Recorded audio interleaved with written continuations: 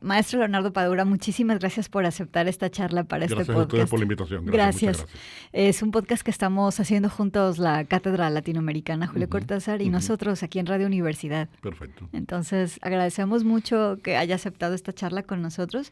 Y bueno, Erandi le envió estas preguntas sí, me previamente. envió, pero bueno, tú me las vas a hacer de todas maneras. Claro, Bueno, vamos a no puedo platicar. recordarlas, por supuesto.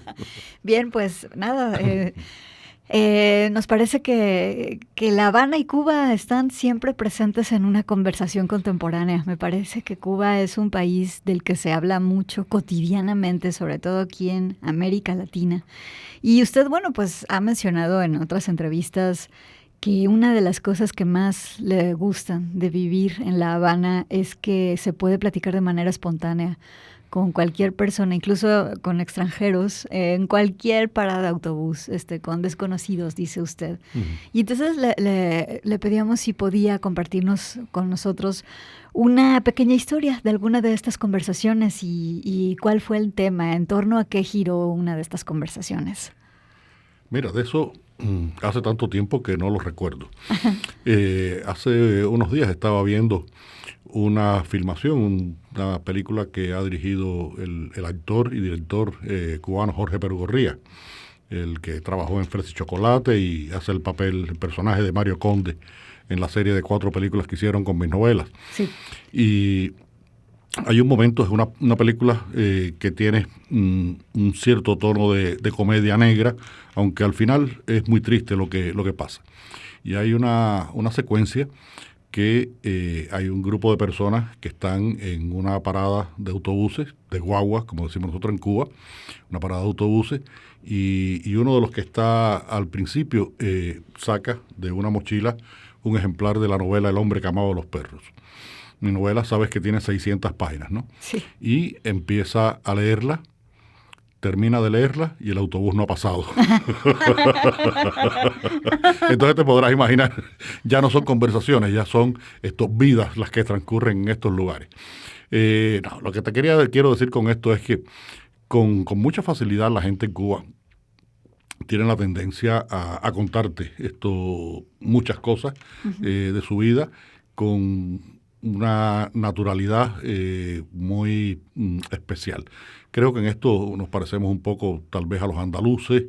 Es más bien una cuestión, creo que caribeña porque aquí en México, en el Caribe, también la gente es así, ¿no? Ya en estas tierras un poco más altas hay otro componente étnico, cultural diferente, pero esta mezcla tremenda que tiene el Caribe, en que el componente negro ha sido tan importante. Y por ejemplo, los ritmos musicales. Es una cuestión, la música que se hace en el Caribe es una música que se hace para bailar. Y esto hace que también sea muy expansiva. Las temperaturas, el clima, obliga a vivir con las ventanas y las puertas abiertas. La gente se sienta en los portales, se sienta en los parques. Pasas por los parques en determinados lugares del mundo y ves a alguna persona y tal, pero bueno, en los parques del Caribe están todo el mundo sentado en las plazas de Puerto Rico, de Cartagena de Indias, de Santo Domingo, de La Habana. Es un evento muy importante de esas culturas por todas esas condiciones históricas e incluso geográficas. Mire cómo el calor es un componente importante para poder hacer conexión humana también, ¿no? Sí, indudablemente. El clima determina mucho los comportamientos de las personas. Por supuesto, es evidente que no es lo mismo cualquiera de nosotros que vivimos en estos países que estamos en la franja tropical, que un sueco o un finlandés o alguien que vive en la Siberia. Claro. En todos los sentidos, porque nos permite tener una forma de vida y una relación entre las personas diferentes. Cuando yo escribí mi novela Herejes, estuve en Ámsterdam buscando el estudio de Rembrandt, yendo al estudio de Rembrandt y buscando lugares de la ciudad, y aprendí algo muy importante, y es cómo en Ámsterdam y en esta cultura del protestantismo, ¿no? La gente, lo importante de las casas está dentro de las casas, y fuera todo es muy sobrio, Aquí, pues, ponemos plantas, ponemos toldos, ponemos sillones, y la gente usa esos espacios. Allí no hay portales, no tiene sentido, llueve, hace frío. Entonces todo eso crea una relación humana y cultural que es por completo muy propia de cada uno de estos lugares, ¿no? Bueno, estuvimos leyendo Ir a La Habana estas semanas y personalmente, esto es algo personal, a mí me impresionó un capítulo de Ir a La Habana donde usted platica que siendo adolescente le tocó ver llegar al comunismo, prácticamente en primera fila, en tiempo real, pero siendo usted adolescente, lo que me impactó de eso es eso, la edad que usted tenía cuando esto ocurrió. Y que vio llegar la revolución a Cuba, y usted mismo narra cómo fue cambiando la ciudad, incluso en sus colores, incluso en sus sonidos en la calle, en sus palabras también, que se compartían las personas. Y otra vez lo repito de que usted era adolescente, porque cuando pienso en eso, pienso en todos los jóvenes que tienen esa edad y están labrando su futuro, están haciendo sus deseos del futuro, ¿no? De qué quiero ser de grande, a qué me voy a dedicar. Empiezan a pensar como individuos frente al futuro. Y entonces llega esta cuestión, digamos, política, pública, que parecería que desmenuzaría o que deshacería el futuro de un joven. Y entonces Más bien lo redefiniría. Lo redefiniría, justo, sería... Exactamente, justo eso mismo me gustaría que fuéramos un poco a ese momento. ¿Cómo fue para usted? Y más que nada porque nosotros aquí en la universidad acompañamos la vida de muchos jóvenes. ¿Y cómo acompañar a los jóvenes cuando los cambios sociales son inevitables y parece que se reconfigurará todo para un futuro que no conocemos a lo mejor o que no controlamos? Sí. Yo creo que en general nunca controlamos el futuro. Los futuros suelen ser impredecibles y hay muchas evidencias de que es así. Te voy a poner dos ejemplos muy diversos, pero que me funcionan como paradigmas de esto que puede ocurrir. En el año 1989 yo vine por primera vez a México. En octubre del 89 vine a un encuentro de escritores, vine como periodista y le pedí a un amigo que me llevara a ver la casa de Trotsky en Coyoacán. Yo sabía muy poco sobre Trotsky porque en Cuba teníamos lo que se llama una ignorancia programada.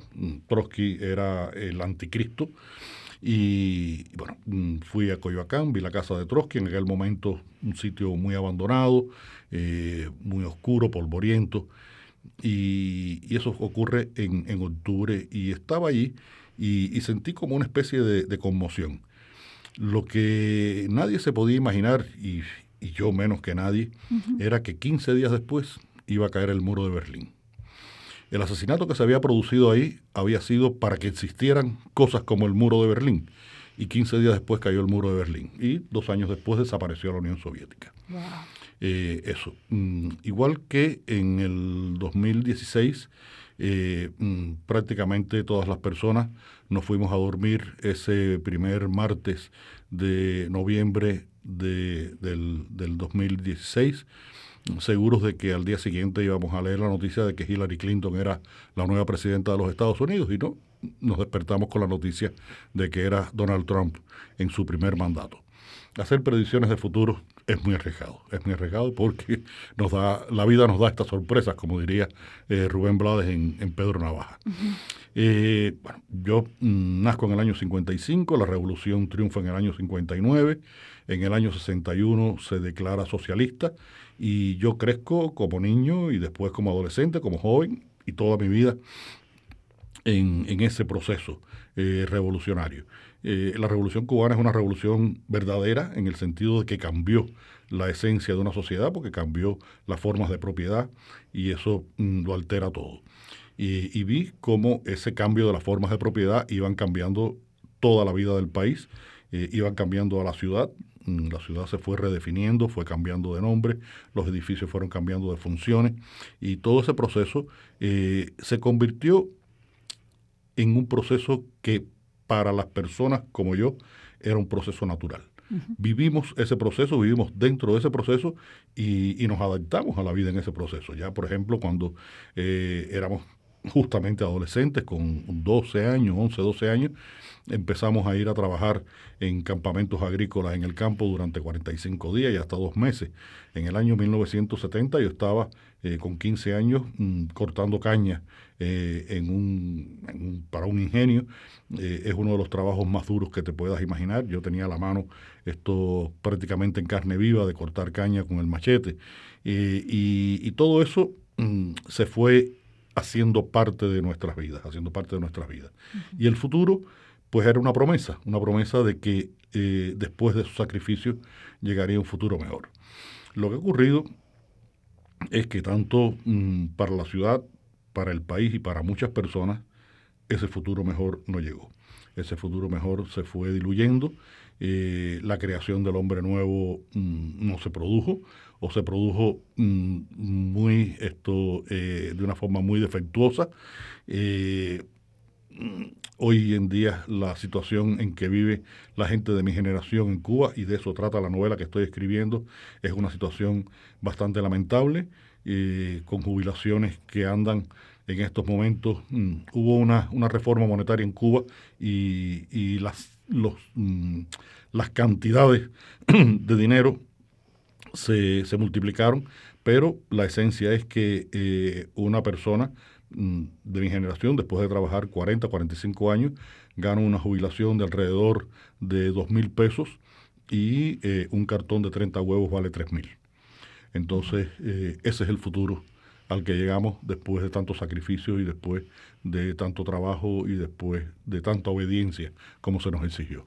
Y justo eso le iba a preguntar, que supongo que no hubo entonces un acompañamiento hacia los jóvenes durante ese proceso. No, sí lo hubo. Mira, mi generación es una generación mayoritariamente universitaria. Esto es importantísimo.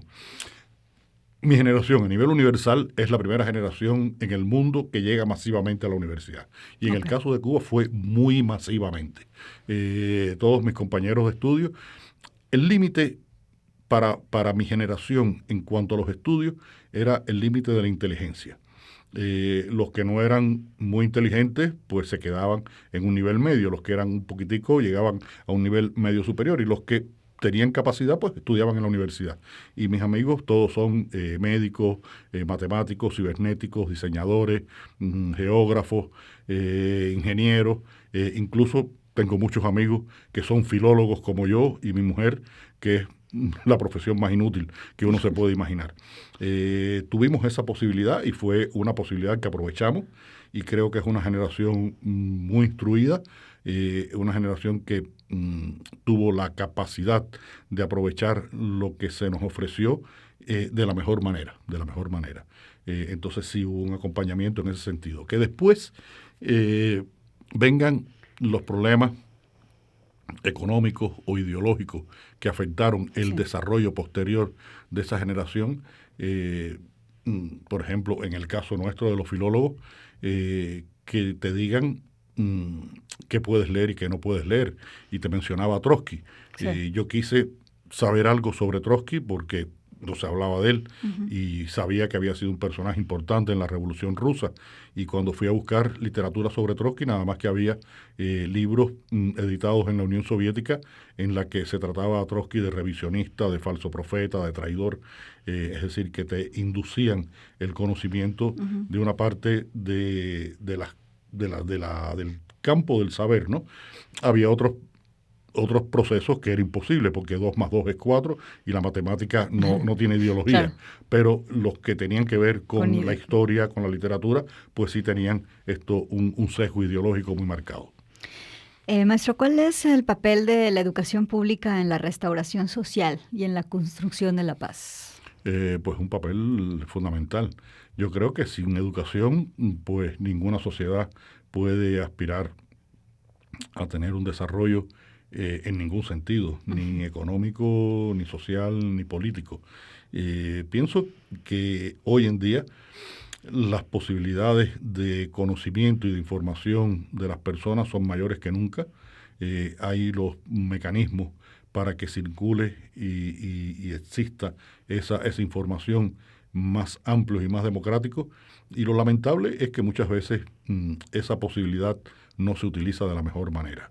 Ya sabemos lo que pasa con las redes sociales en muchos sentidos, que se ha convertido un poco en una demostración muchas veces, no siempre, pero muchas veces se ha convertido en una demostración de los peores vicios de las personas, de los peores comportamientos de las personas. Porque, bueno, el ser humano es muy complicado, Pero la educación pública es fundamental. Y yo siempre abogo por la posibilidad de que sea realmente pública, democrática y libre, porque uno debe tener la opción de poder decidir la forma en que uno piensa. Creo que la diversidad de pensamiento en cualquier sociedad es importantísima. No se puede, por decreto, pedir que la gente todos piensen de la misma manera, porque no hay progreso. Incluso la propia teoría marxista se basa en la negación de la negación dialéctica. Y esa negación dialéctica surge del conflicto, surge de la confrontación, surge de la conversación. Ya se sabe que la esencia de la democracia es el diálogo. Y el diálogo tiene que ser lo más fundamentado posible. Y una persona con un sexto grado, aunque tenga una sabiduría práctica en muchas cosas muy importantes, pues por supuesto que no tiene la misma capacidad de elaborar un pensamiento que una persona que ha tenido estudios universitarios, porque el conocimiento es un proceso. No es algo que te viene dado. A ver, la inteligencia te viene dada. Eres o no eres inteligente. Eso depende de muchas cosas genéticas y muy misteriosas. Pero la educación es un proceso que hay que seguir, y el aprendizaje es algo que hay que ejercitar, y tiene que haber mecanismos en las sociedades para que esa educación y ese aprendizaje se concreten. Incluso los mecanismos para aprender a conversar en un momento dado. Creo que sí. Esto, a ver, no soy pedagogo ni soy especialista en estos temas. Soy escritor y periodista que hace su trabajo. Incluso como periodista tengo que hacer el trabajo de cara al público y entre el público. Como escritor hago el trabajo para el público, pero de espaldas al público, porque la novela es un género que necesita la soledad. El escritor necesita esa soledad, pero también la información que viene de esas personas que te rodean. Pero creo que la educación, hay muchas escuelas de pedagogía, existen, y cada una tiene sus fundamentos más o menos teóricos y sus principios, pero creo que educar en el diálogo es esencial educar en el diálogo.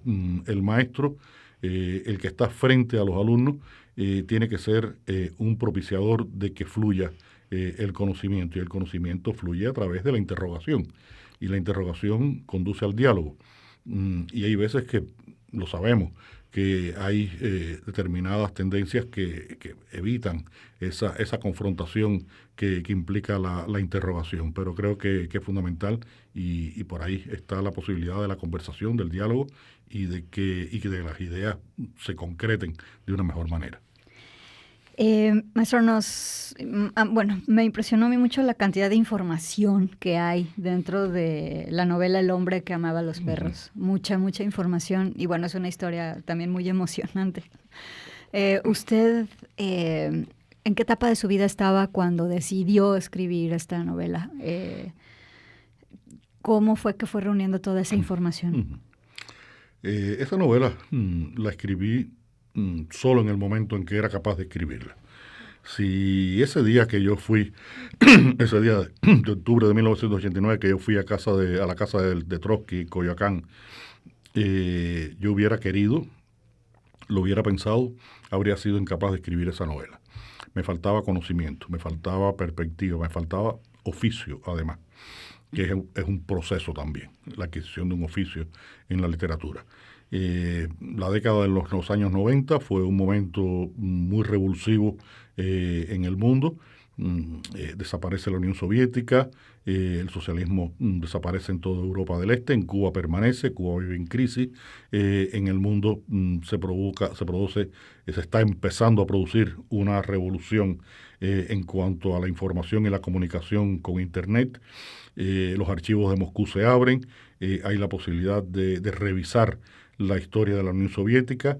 Dijo en un momento Rudyard Kapuczynski, el gran periodista polaco, que en los años 80 creíamos que conocíamos la historia de la Unión Soviética y en los 90 nos dimos cuenta que en los 80 conocíamos si acaso el 20%. El otro 80% estaba sepultado en esos archivos. Entonces, es el momento en que hay la suficiente información para poder hacerlo. El ejercicio de hacer esa enorme investigación que hice para este libro, y es el momento en que yo estoy capacitado intelectual y profesionalmente para hacerlo.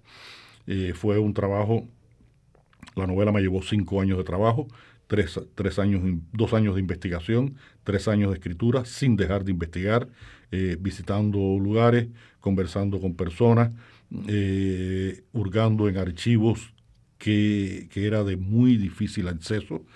Por ejemplo, yo llegué a tener en mis manos, tengo la fotocopia de todos los legajos del proceso que se le sigue aquí en México a Ramón Mercader después del asesinato de Trotsky.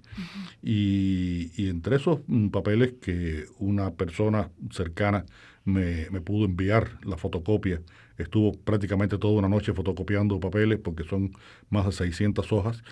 En un momento que yo estoy revisándolo, hay unas páginas que están escritas en ruso y veo que tiene unas manchas oscuras y lo que pensé era que había sido tinta de la impresora. Eran las impresoras aquellas de tinta, eran todavía anteriores a las láser, ¿no?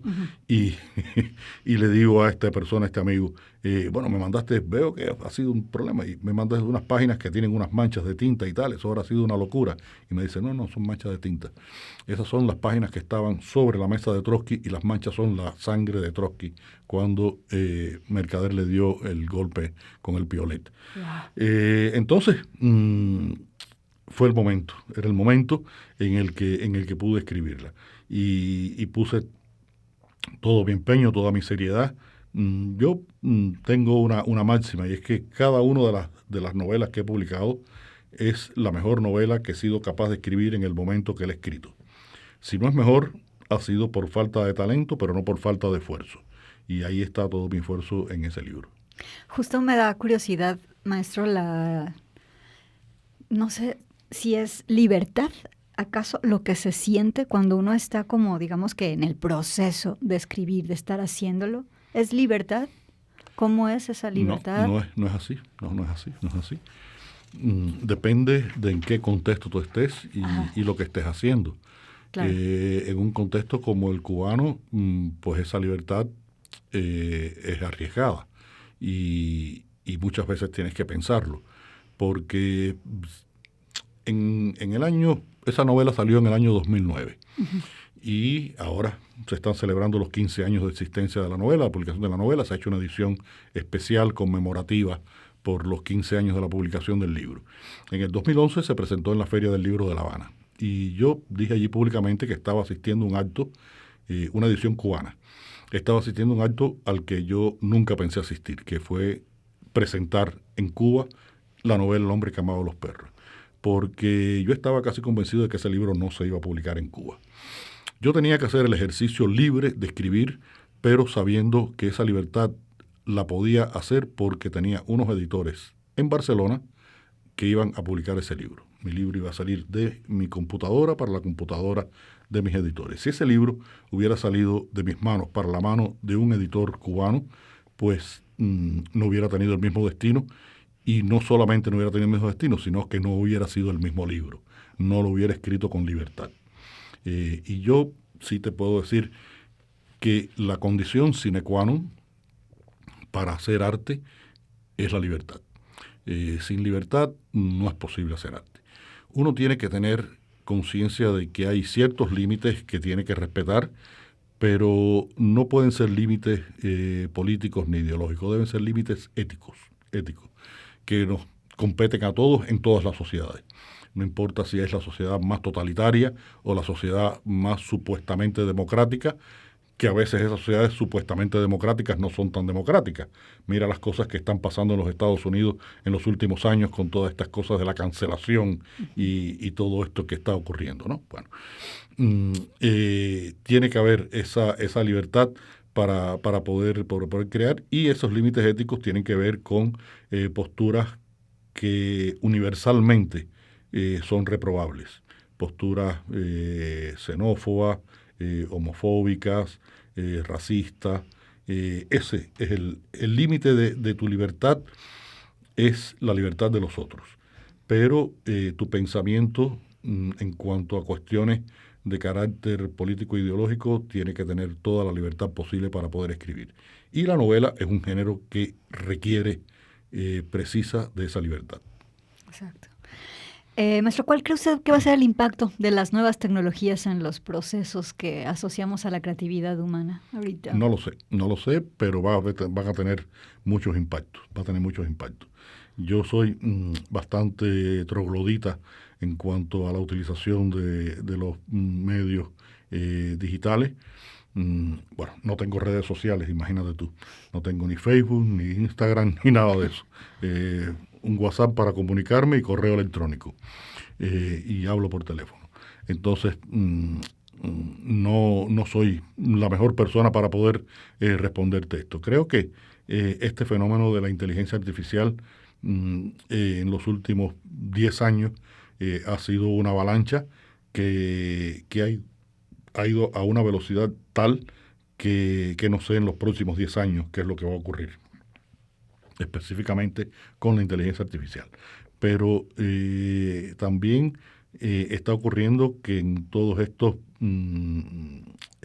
territorios de las redes sociales y de los, no sé cómo se llaman, la red social X y tal, son redes sociales. Claro, sí, las redes. Ajá. Pues también hay una libertad condicionada. Sí. Se ha condicionado la libertad ahí y ha sido condicionada por poderes que a veces son poderes bastante macabros, sí, los que están detrás de esas limitaciones que hay en estos espacios. Entonces, mira, me he leído recientemente, incluso escribí un comentario en Babelia para El País, el periódico El País, sobre el último libro de Noah Yuval Harari, Nexus, que insiste mucho en las redes de comunicación. Es un libro que habla de la red de comunicación desde los orígenes de la humanidad hasta la inteligencia artificial.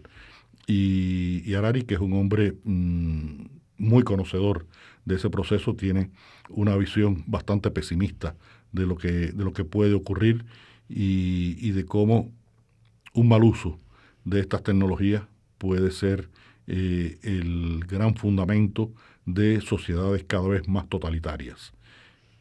Y lo estamos viendo en el presente poniéndose en práctica.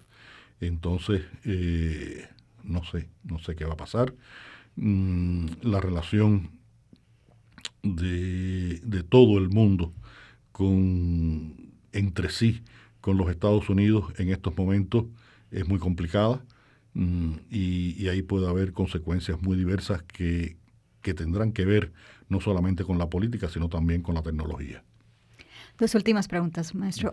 Una es, nosotros queremos poner al amor al centro de una conversación pública. ¿Cómo era el amor la última vez que lo vio? Lo vi hace 20 minutos antes de entrar aquí, cuando me miré la cara a mi esposa. Sí, yo he tenido la suerte de que alrededor mío ha habido personas con las que he podido practicar las distintas formas de amor.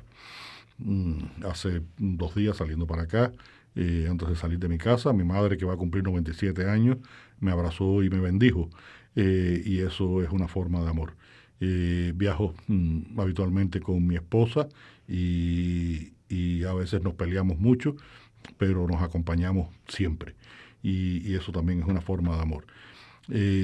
Cuando voy a estar dentro de una hora en una librería firmando libros, y seguramente se me van a acercar lectores a los que nunca le he visto la cara y me van a decir con satisfacción, con cariño y casi con amor que mis libros les gustan.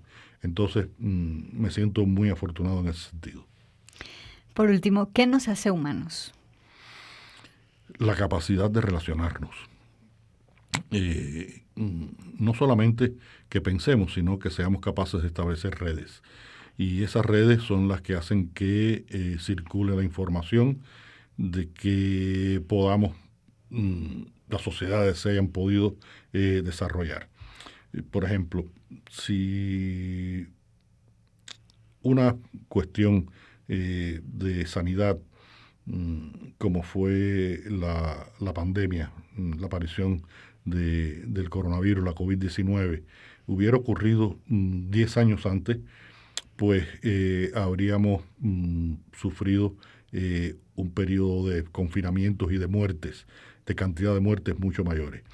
La posibilidad del desarrollo científico que se debe a que se han establecido redes de comunicación para que muchos científicos tengan conocimiento de muchos aportes científicos, pues permitió que se llegara en un tiempo muy rápido a empezar a resolver el problema con la vacunación. Eso es cooperación, y eso se debe a estas redes que establecen los humanos entre sí. No hay otra especie en la Tierra que tenga esa capacidad. Los primates más desarrollados llegan a tener redes de 50, 60 individuos. Las abejas y las hormigas tienen unas redes que tienen una sola función, que es una función de supervivencia, pero no de conocimiento. Entonces, bueno, es lo que nos distingue como especie. Y por eso mismo te digo que ojalá que esa capacidad de cooperación, de establecer redes, de comunicarnos, sea lo que nos ayude a entender que el mundo en el que estamos viviendo es un mundo que necesita realmente no solo de comunicación, sino de cooperación en un nivel superior que se llama solidaridad. Se necesita, aquí en América Latina, lo sabemos perfectamente, vivimos en las sociedades más desiguales del planeta. En México, ustedes lo conocen perfectamente, hay gentes con enormes riquezas, y hay enormes cantidades de gente viviendo en condiciones muy lamentables. Entonces, ojalá que tengamos sentido y un pensamiento que puede considerarse totalmente utópico, pero que nos permita entender que para que el planeta sobreviva, pues la necesidad de esa cooperación es importante, y que el derecho de las personas a tener una vida plena no es para el 1, el 5, el 10% de los habitantes de la Tierra, sino sería para todos los seres humanos que nos distinguimos por tener esas mismas capacidades. Maestro Leonardo Padura, muchas gracias por aceptar esta charla con nosotros. Gracias a ti. Muchas gracias. Me hizo acordarme cuando era niña que mis papás nos fueron a despertar a mis hermanos y a mí de vengan a ver en la televisión, está cayendo el muro, y éramos muy chicos. Uh-huh. Y al día siguiente la charla en la mesa fue que había significado eso, o sea, decir que ellos nos levantaron a ver eso, y recuerdo muy bien las imágenes de esa madrugada. Yo no recuerdo las imágenes porque en Cuba no se transmitieron. Pero sé que ocurrieron. Fue una conmoción. Sí, universal. Muchas gracias. Gracias a ti. Muchas gracias, Fortino. Gracias, compañeros.